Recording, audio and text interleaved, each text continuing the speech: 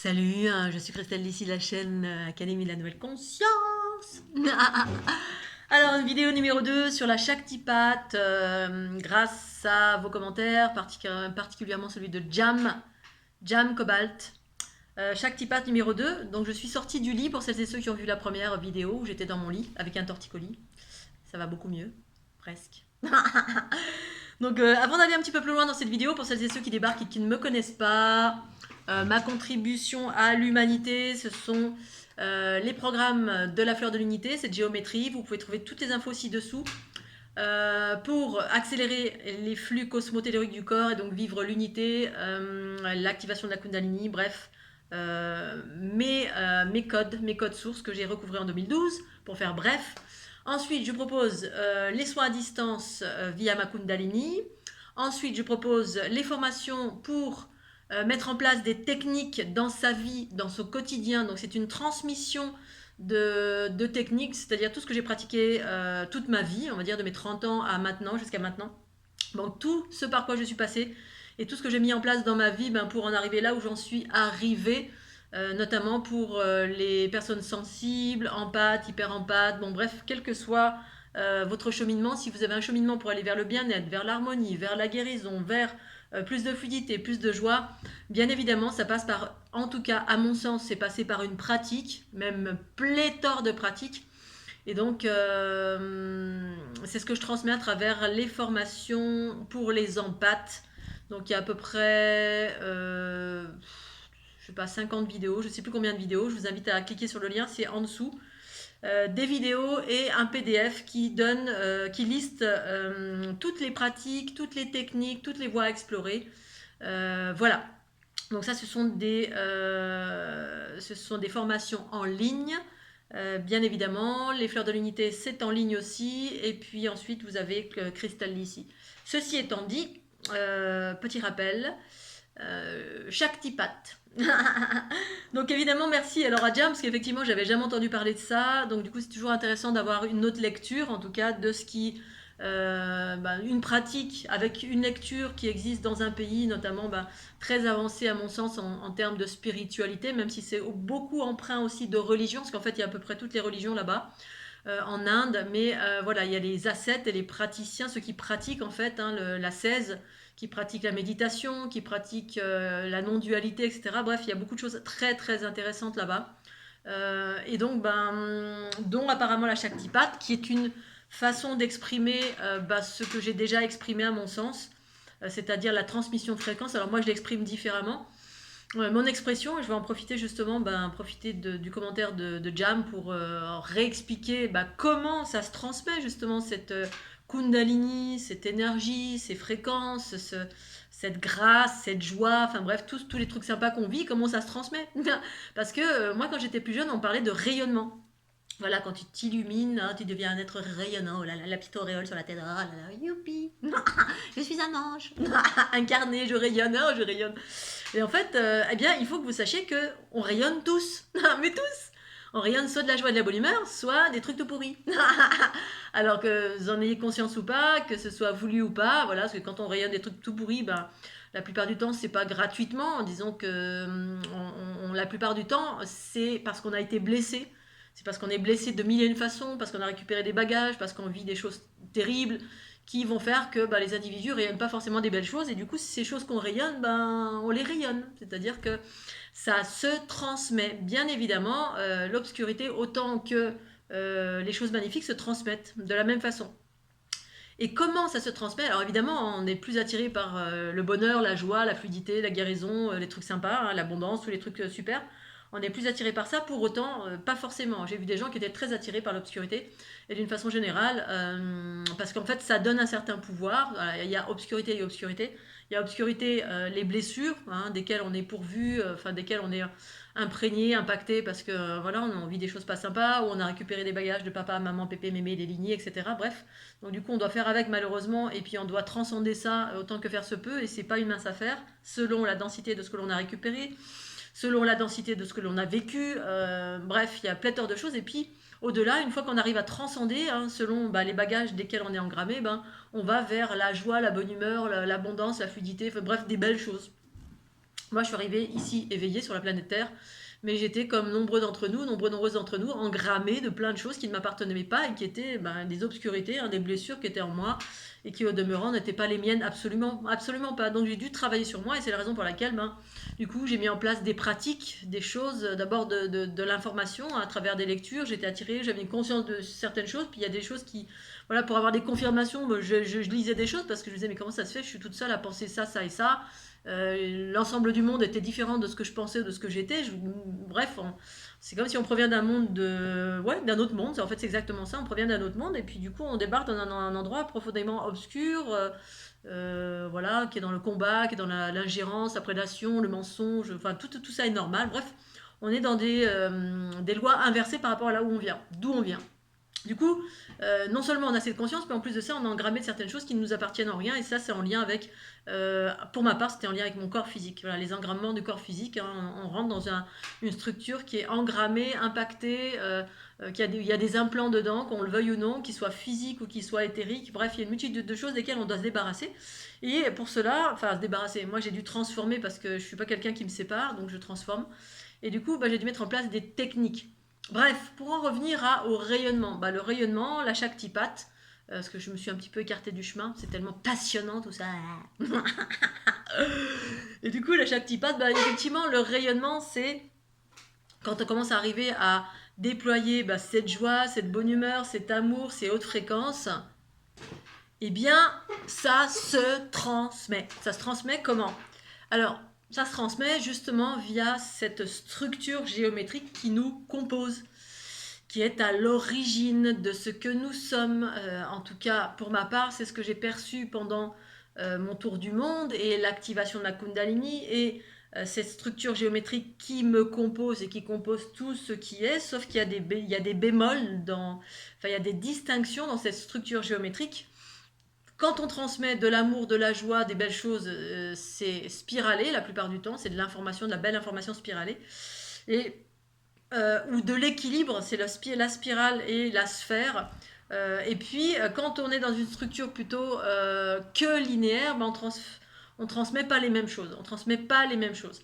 On est en mode émission-réception, mais pas du tout la même chose. Et donc, la transmission se fait par cette structure géométrique qui nous compose.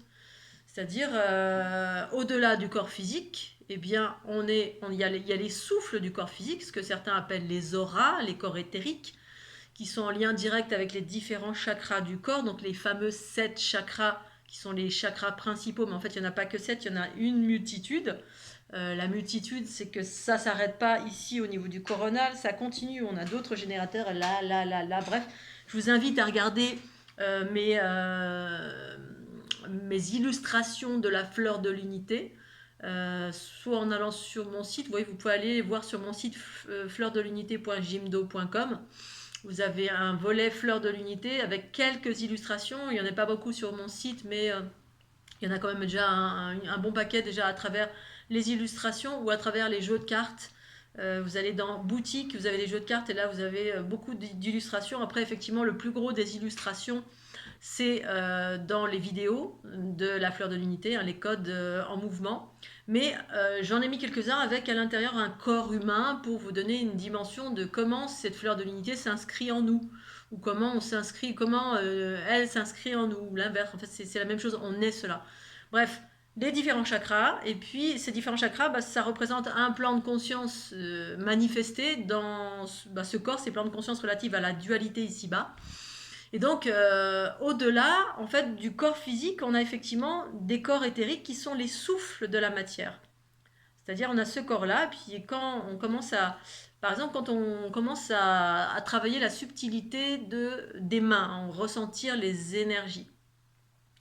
Voilà, quand on rapproche les mains, on peut sentir, là, si vous avez déjà fait un travail de cette nature, et je vous invite à le faire parce que c'est comme ça qu'on travaille sa sensibilité en faisant des choses. Soit on est né comme ça, soit on peut aller vers ça, parce qu'en fait, rien n'est inéluctable. Il n'y a pas des élus sur la planète. Bien évidemment, il y a des êtres plus avancés, mais soit parce que dans leur lignée, ils étaient plus avancés, c'est un cheminement de vie en vie, soit parce qu'on provient d'un plan de conscience plus élevé, mais pour autant, voilà, moi j'ai dû travailler pour enlever tout ce qui ne m'appartenait pas pour révéler ma lumière.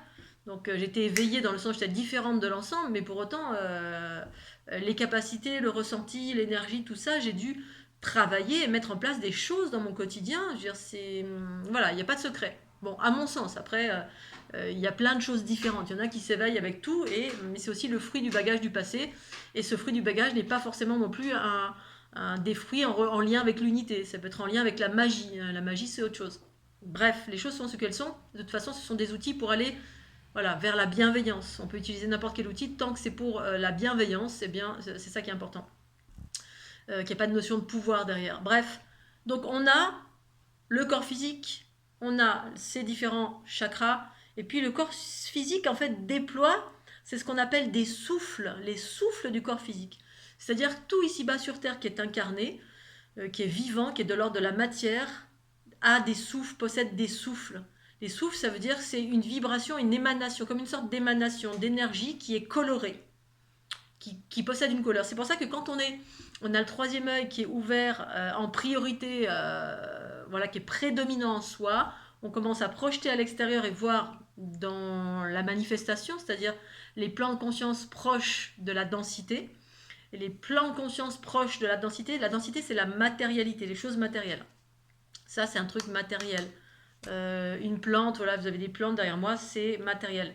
Bon, on va dire que ces plantes-là sont vivantes. Ben, quand c'est vivant, ça dégage des couleurs qui sont le souffle de la matière. La matière, ici-bas, c'est pour ça que dans l'astral, en fait, quand on commence à voir dans l'astral, eh bien, les couleurs sont exacerbées, c'est voire fluorescent, phosphorescent. C'est très, très, beaucoup plus lumineux que ce qu'on peut voir avec nos 5 sens du corps. Parce que nous, on est filtré, le corps, il filtre, en fait. C'est-à-dire, c'est comme s'il y avait quelque chose qui opacifie un peu les couleurs. Alors que dans l'astral, eh bien, en fait, les couleurs sont beaucoup plus, et on voit les émanations, on voit voilà, les arbres, l'énergie des arbres, la couleur. Quand vous approchez d'un arbre, on sent son énergie, comme quand on s'approche d'un corps, on a différents, comme une poupée russe en fait, hein, c'est boum, boum, boum, on a un corps qui est là, l'autre qui est là, l'autre qui est là, et en fait ces corps ont été associés au chakra. Je ne sais pas si c'est une réalité, je n'ai pas vérifié, mais en tout cas, effectivement, ces corps subtils sont en lien avec la densité. Ça ne fait pas partie de la conscience cosmique, ça fait partie de la densité. Voilà. Et donc ensuite, quand on va sur des plans de fréquence plus élevés, à mon sens, parce que là je ne parle que de mes expériences et de ma conscience, eh bien il y a le corps géométrique qui est l'ordre du cosmos, c'est le corps cosmique géométrique qui est la source, à mon sens en tout cas, de tout ce qui est créé. Tout ce qui est créé, ce qui est vivant, ce qui est vivant, mais pas forcément vivant, parce que, enfin, vivant, pour moi, tout est vivant dès lors où il y a une conscience, soit une conscience qui est intégrée à ce vivant, soit une conscience que nous, on intègre à ce vivant. C'est-à-dire, on peut projeter notre conscience dedans et rendre quelque chose vivant, en fait. Hein. On peut communiquer avec la terre, avec le ciel, avec un nuage, avec un chien, un chat, un Scooby-Doo, une étoile, bref, avec une multitude de choses. Et en fait, ça passe par le corps cosmique. C'est-à-dire cette communication. Alors, c'est pas un truc comme ça, moi je peux l'expliquer littéralement, hein, quand on parle de rayonnement. Pour moi, le rayonnement qui fait que la Shaktipat transmission, qui fait que je transmets ce que je suis, mes hautes fréquences, eh bien ça passe par cette géométrie, parce que j'ai vu que cette géométrie me compose moi, mais elle ne s'arrête pas, elle existe dans l'infiniment petit et l'infiniment grand. C'est-à-dire, voilà, comme vous pouvez aller le voir dans les illustrations, où je montre un petit peu 3 individus différents, et ces 3 individus sont composés d'une géométrie différente, c'est-à-dire la même géométrie, mais un stade de conscience différent. Parce qu'en fait, tout est la même géométrie, avec un bémol, parce qu'en fait, il y a eu des détournements de cette géométrie. Alors ça, c'est pas que c'est la même chose, c'est-à-dire c'est parti d'une structure qui était originellement harmonieuse, c'est-à-dire qu'à l'origine, la création ici-bas sur cette terre était harmonieuse, mais il s'est passé un truc qui a enfermé, qui a créé du chaos. Ah merde alors, on a failli vivre dans un Éden, oh mince. Mais il nous appartient de réintégrer, de revivre cet Éden en nous, malgré le chaos ambiant, parce qu'on est justement dans une fin de cycle évolutif et on peut faire advenir cet Éden, mais ça commence par soi d'abord, voilà. Et en s'émancipant de l'extérieur, à un moment donné, on fait fi de l'extérieur en totalité, et puis on s'intéresse à ce qui se passe à l'intérieur et on travaille à déployer cet intérieur qui s'appelle la conscience supérieure, la connaissance, la conscience universelle. Et donc, justement, cette transmission passe par cette structure géométrique de laquelle je suis composée, Toi, moi, nous, vous, la Terre, tout est composé de cela, en tout cas de ce que j'ai perçu, de ce que je perçois.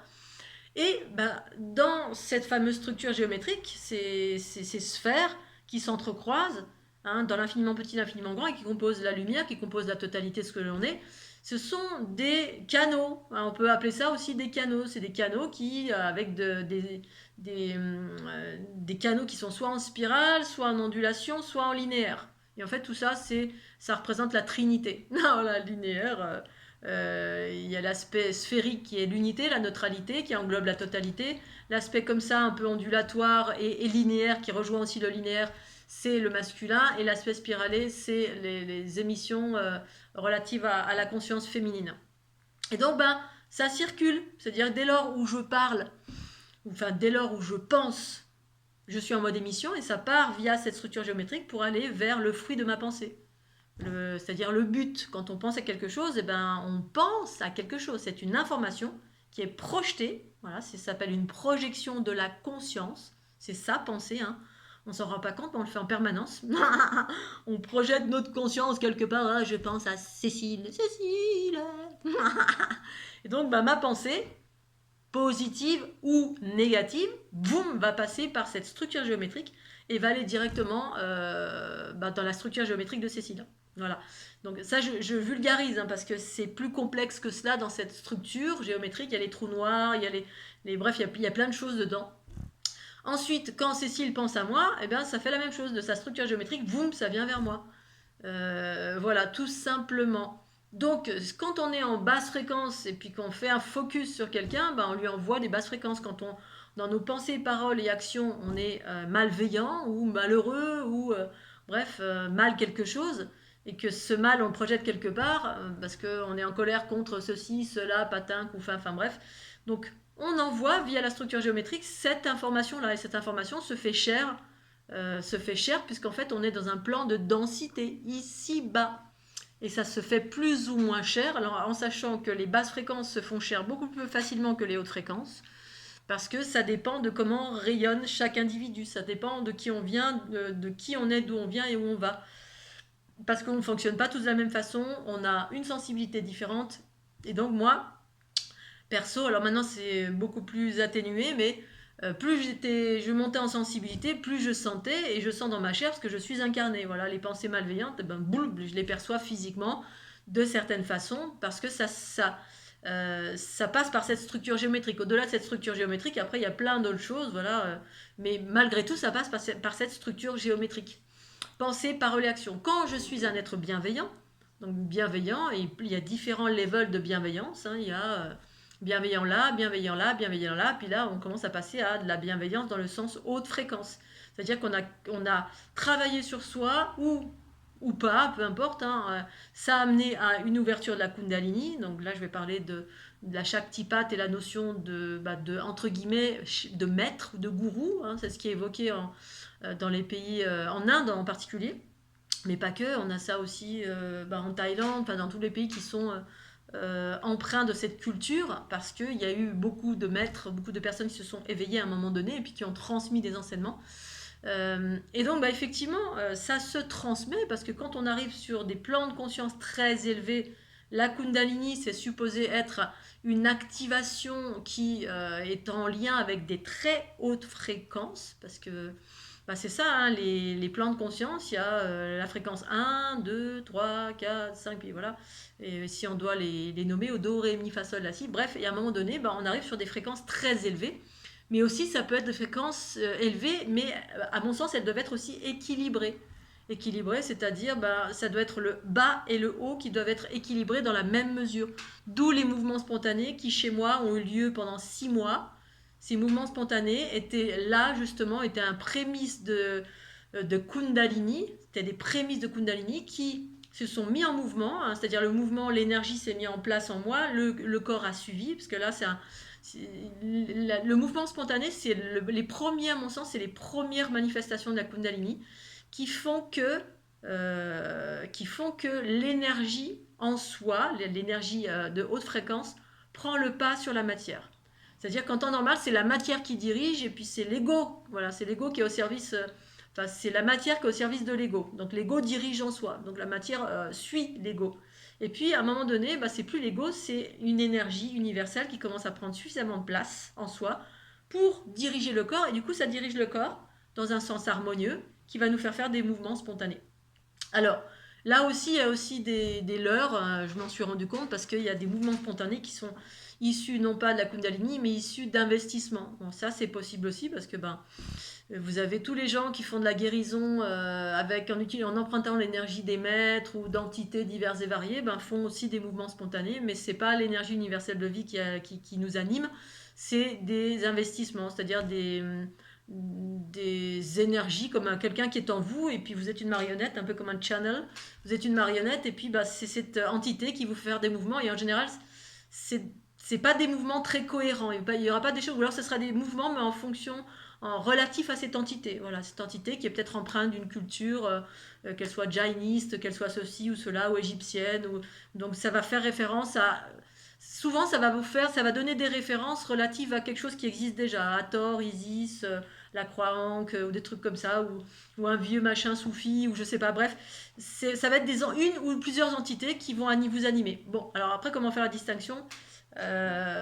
Voilà, je sais pas. Pour vous, je sais pas. Moi, je peux faire la distinction parce que je l'ai vu. Non pas que je puisse le voir chez vous là en vous disant tout de suite, ça c'est ça, c'est ça. Parfois oui, je le vois, et parfois non. Mais en général, je le perçois quand c'est des entités ou quand c'est une ouverture relative à la conscience universelle qui est aussi en lien avec la pureté de cœur. C'est-à-dire on a déjà pas mal purifié nos différents chakras, nos différents centres énergétiques et du coup on est dans une quête spirituelle, non pas de pouvoir mais d'amour d'amour et puis ça nous amène à une forme de neutralité aussi.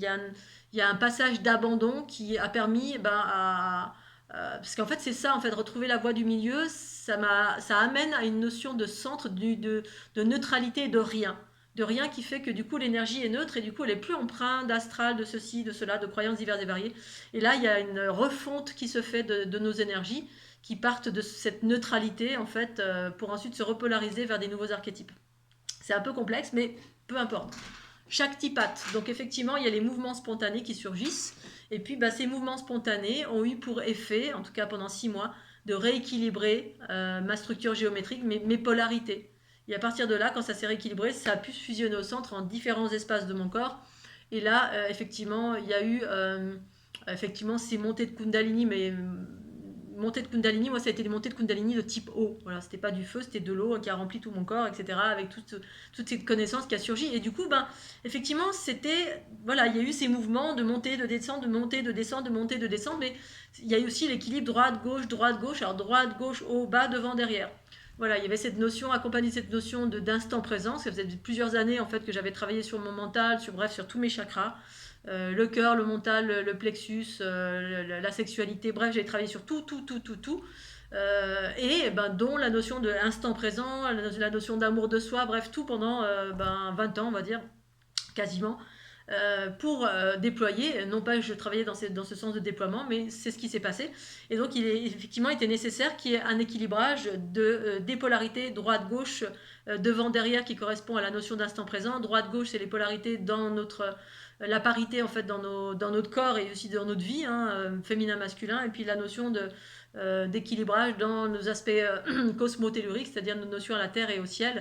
En fait, il y avait vraiment à un moment donné, ça a amené à cette neutralité de tout, abandon de tout, neutralité de tout. Parce qu'effectivement, dans l'ouverture de la Kundalini, à mon sens, en tout cas, celle que j'ai vécue, bien sûr, ça ne veut pas dire que les autres sont tout pourries et sont pas bonnes, mais ce qui était important, c'est qu'il y ait vraiment eu un travail sur les deux énergies pour qu'elles se rencontrent et n'en fassent plus qu'une. Donc du 1 et le 2, du 1 et le 2 formant 3, 1, 2 et 3, plus bas, par ici, là, ou en bas, les parties inférieures, reliées à la matière, au masculin, pour moi c'est ça, même si c'est inversé, voilà, par rapport à l'ensemble du monde. Et puis les parties aériennes, voilà, l'aspect informationnel, voilà, qui se rejoignent au centre pour être refondus. Et c'est là qu'il s'est passé une bascule. Parce qu'il peut y avoir des kundalini de type essentiellement tellurique, des kundalini essentiellement cosmiques. Et quand c'est trop l'un ou que l'autre, ça mène pas à l'unité. Parce qu'il faut que ces deux-là se rencontrent et s'équilibrent. Elles se rencontrent. Et donc pendant 6 mois, moi j'ai eu ces mouvements spontanés qui ont permis justement l'équilibrage du haut, du bas, la droite, la gauche, avec tous les symptômes qui allaient avec. Bref, donc chaque tipat, effectivement, c'est ce qui s'est passé après cette Kundalini. Je m'en suis rendu compte tout de suite. Voilà, tout de suite. Ma plus grosse activation, c'était en Inde, dans un centre Ayurveda. Un centre Ayurveda dans le sud de l'Inde. Je ne sais plus comment ça s'appelait. Bref, c'était après mon passage à Auroville. Non pas pour aller me ressourcer auprès de la mer ou de Sri Aurobindo, parce qu'en fait je savais même pas, je savais rien de la mer, je savais rien de Sri Aurobindo, c'est juste que je suivais ma guidance intérieure, mes intuitions, ma conscience qui me disait, voilà, un matin je me suis réveillée, j'entends Auroville dans ma tête, je tape sur internet pour savoir ce que c'est Auroville. Non mais c'est quoi ça? Et donc j'y suis allée parce que voilà, il y avait des choses à rééquilibrer. En fait j'ai eu une notion d'équilibrage partout où je suis passée. Et de ces notions d'équilibrage et de montée en fréquence, parce que voilà, je suis passée dans différents générateurs très très hauts en fréquence, en lien avec des consciences extraterrestres. Bref, je ne vais pas tout vous réexpliquer, mais du coup, après mes plus grosses activations, effectivement, j'ai vu que je transmettais ça à tout va. Et quand j'avais rencontré ce monsieur là dans ce centre, je lui ai expliqué ce qui m'arrivait, parce que j'avais des très grosses douleurs qui se sont atténuées d'ailleurs dans ce centre parce que je me suis reposée. Il m'avait regardé moi et mon ami et il nous avait dit à tous les deux, il nous regarde et il nous dit mais vous êtes des mères divines. Et là sur le coup je sais quoi des mères divines. En fait ça sert à ça, d'être dans le rien aussi, c'est comme finalement vous êtes tout neuf. C'est comme si vous arrivez dans une planète et puis on vous parle de Jésus, de Padmasambhava, de mère divine, de ci, de là, de la fleur de vie. Voilà, quand je parlais de la fleur de l'unité, j'avais quand je faisais des conférences sur la fleur de l'unité et que je parlais de la fleur de vie en disant la fleur de l'unité succède à la fleur de vie, j'ai heurté nombreux spécialistes de la géométrie sacrée. Et moi, j'expliquais, j'exprimais ma conscience et pour autant, c'était ce que c'était, voilà, et vraiment ça heurtait certaines personnes parce que voilà, moi, c'est comme si j'arrivais d'une autre planète. Puis je disais, voilà, j'ai vécu ça, ça, ça. Dans ma planète, c'est ça, ça, comme ça que ça se passe. Cette géométrie, c'est ça, ça, ça. Et du coup, oui, c'est pas forcément les mots. Ou alors, quand j'expliquais la fleur de vie, ce que c'était, les spécialistes de la fleur de vie me disaient, mais non, c'est pas comme ça, c'est faux, là, c'est comme ça, comme ça, comme ça. Et du coup, ça me faisait marrer. Bon, jusqu'à ce que certaines personnes deviennent un peu agressives. Donc là, je me suis un peu affirmée parce qu'à un moment donné, voilà, je suis pas là pour me faire taper dessus non plus. Même si ce que je dis, ça heurte, c'est ma réalité, c'est ma vérité. Alors ensuite, chacun en fait ce qu'il veut. Mais c'est ça qui est intéressant, c'est qu'au final, quand on est empreint de rien et qu'on déploie une connaissance, une conscience qui vient de l'intérieur, elle vient de l'intérieur, je l'exprime. Et puis si cette intériorité, elle va aux antipodes des croyances terrestres, ça, malheureusement, j'y peux rien. Voilà, mais je comprends en même temps que ça heurte parce que on est tout à chacun, on est dans une réalité, on est dans des expériences, on est dans des croyances, on est dans des choses qui sont ce qu'elles sont. Et quand quelqu'un débarque et évoque tout à fait autre chose, ça peut heurter, effectivement, et en même temps, c'est comme ça. Donc, la Shaktipat, effectivement, ça transmet, c'est-à-dire, alors les hautes fréquences, c'est comme quand vous êtes dans une foule où tout le monde fait la gueule, vous mettez un clown au milieu qui se marre ou qui va bâiller, voilà, tout le monde va se mettre à bâiller. Ou quelqu'un qui se marre, tout le monde progressivement va se mettre à rigoler. Parce qu'il y a le rire communicatif aussi, bien évidemment, il y a des rires qui ne sont pas du tout communicatifs, mais certains le sont parce qu'ils sont empreints de tellement d'amour, de tellement de joie, de tellement de pureté. Comme si vous mettez un bébé qui se marre, qui est tout pur, là, au milieu, puis il est tout nu, et puis il se balade, il a le cul à l'air, là, comme ça, puis il va se mettre à rigoler comme ça, parce qu'il a sauté dans la flaque, il en a mis tout partout. Oh, c'est rigolo. Puis du coup, tout le monde va se marrer, alors tout le monde fait la gueule. Et ça, c'est une transmission, c'est une Shaktipat. Un petit bébé qui est tout pur, et qui arrive et qui parle d'un truc tout simple, parce qu'il a sauté dans la flaque, et il s'en est foutu tout partout, puis qu'il s'en fout, en gros, ça le fait rigoler. Et voilà, en fait, on transmet tous quelque chose, et ça passe par l'expression corporelle, d'une part, voilà. Et ensuite, ça passe par la conscience, c'est-à-dire ces hautes fréquences. Voilà, un être qui vibre, comme je l'ai expliqué dans l'autre vidéo.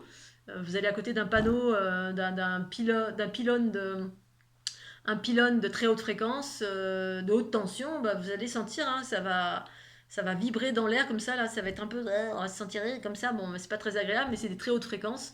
Et puis du coup, on le sent, parce que ça vibre très très très très très très vite. Mais parfois, on ne le sent pas. Et pour autant, ça a quand même un impact. C'est-à-dire que ça va interagir avec vos espaces les plus élevés ou les plus profonds de votre être et ça va mettre un certain temps. Parce que pour celles et ceux qui ne sentent pas, Voilà, ben, pour autant ça a un impact, mais ça va mettre un peu du temps. C'est parce qu'on est un peu hermétique, bouché, ou tout simplement on est un peu comme des enclumes, parce que quand on est un peu dans la densité, un peu beaucoup dans la densité, dans la rationalité, dans l'aspect terre-à-terre de chaque chose, eh bien ça nous coupe en fait de l'aspect subtil de chaque chose, qui, ben, les deux ensemble font qu'un en fait. Les deux existent. Et quand on est trop dans l'un ou trop dans l'autre, eh bien, c'est ça la problématique. C'est quand on réunit ces deux, ben, ça fait un middle. On peut jouer avec ces deux fréquences, basses et hautes, ensemble. Mais ça doit passer par un troisième protagoniste. C'est ce centre qui est au milieu et que je vais évoquer dans l'autre vidéo en parlant de la dualité et de la triunité. Donc forcément, ben voilà, là, chaque tipade, ben, ça passe par cette géométrie qui est celle que je propose à ce jour, hein, fleur de l'unité, qui nous compose tous, cette géométrie qui nous compose tous, mais qui n'est pas forcément la fleur de l'unité, mais qui est autre chose, hein, cet aspect soit enfermé, soit que linéaire, soit... voilà, et en fait, bah, tout se transmet, et quand on est dans très haute fréquence, eh bien, ça se transmet plus fort que bah, quand on est dans les basses fréquences à faire la gueule qu'on n'est pas bien, et pour autant, les basses fréquences se transmettent aussi, mais bah, l'intérêt, c'est que plutôt que les hautes fréquences se transmettent, plus que les basses fréquences, et les basses fréquences, bah, ça mène pas à des trucs sympas. Pour autant, j'ai vu des gens qui étaient en très basse fréquence et qui, voilà, qui manifestaient des choses complètement incroyables, mais c'est pas dans le sens de l'harmonie, hein, c'est plutôt dans le sens de la destruction, du pouvoir, de l'ingérence, mais ça manifeste aussi. Alors que dans les hautes fréquences, c'est plutôt la joie, la fluidité, la bonne humeur, la conscience, l'amour, le partage. Bref, on va plutôt dans le sens du service à l'humanité, service à l'autre. D'abord le service de soi, bien sûr, hein, parce qu'on doit d'abord se remettre en, soi-même, trouver cette joie, cet amour, cette conscience, etc. Puis ensuite, ben, quand c'est ça, c'est en nous, ben yallah, ça se transmet. Et c'est la raison de ma venue sur Terre, c'est ça, essentiellement ça, c'est-à-dire transmettre tout ça pour que chacun au maximum puisse devenir une lumière et transmettre à travers le fait que vous réussissiez à vous libérer dans la vie, à aller mieux, aller vers le bonheur, la joie, l'activation de la Kundalini, celle que je propose en revanche, pas les Kundalini de type astral, une Kundalini qui est porteur d'amour, porteuse d'amour, d'unité, de triunité, pour que vous puissiez rayonner le plus largement possible ces belles fréquences, n'est-ce pas Nina et plein d'autres qui sont venus sur mon chemin et qui, je sais, répandent à ce jour des très très belles choses, d'abord pour elles, mais parfois ça peut passer par du chaos aussi, voilà. Cette transmission, c'est-à-dire qu'au début ça peut secouer, ça peut mettre en lumière vos bobos, mettre en lumière des choses pas très sympas. Ça dépend où vous en êtes. J'ai déjà eu ce genre de choses, pas beaucoup, mais ça arrive. Des personnes qui, voilà, au début ça choque, ça va mettre en lumière des choses qui n'ont pas été visitées par vous-même, vos obscurités, ou les obscurités que vous portiez, ou ça va faire des mises au point, bref, ça va chambouler votre vie, et peut-être pas comme vous le pensiez, parce qu'au début on se dit, ah, ça va être tout doudou, tout beau, mais parfois pour certains c'est pas tout doudou, tout beau, d'aller voir un maître, un gourou, ou des très hautes fréquences, ça renvoie à nos propres obscurités, enfin, pas très souvent, mais ça dépend où vous en êtes, si vous avez beaucoup travaillé sur vous ou pas. Et puis, ben, pour pouvoir les transcender, les dépasser, les transcender, les transformer, les aimer, et puis ensuite passer par ben, aller vers le bon côté de la force, c'est-à-dire ben, l'amour, la lumière, la joie, parce que c'est ça qu'on mérite en fait. Mais on doit passer parfois par ouvrir et voir les obscurités, et je peux vous assurer que je suis passée par là en nombreuses fois, même si ça n'a pas toujours été mes obscurités, mais au début, oui, j'ai traversé ces espaces et ça a valu beaucoup on va dire, de tribulations, de turbulences, de cris, de roulements par terre, de pleurs, de choses voilà, qu'il s'agit d'exprimer, de regarder et puis de pardonner et d'embrasser et d'aller vers ces choses extraordinaires. Qu'est l'amour, quoi, en fait, hein. Mais l'amour dans une vision beaucoup plus vaste que l'amour individuel, bien que l'amour individuel soit extraordinaire, mais passer entre cet amour individuel à cet amour plutôt universel. Voilà Scooby-Doo, je vous fais des gros bisous, je vais passer tout de suite à l'autre petite vidéo. Et je vous remercie pour vos petits pouces bleus, vos petits commentaires bienveillants, la petite cloche, et puis n'hésitez pas à cliquer sur les liens ci-dessous. Bisous Scooby-Doo, tchuss.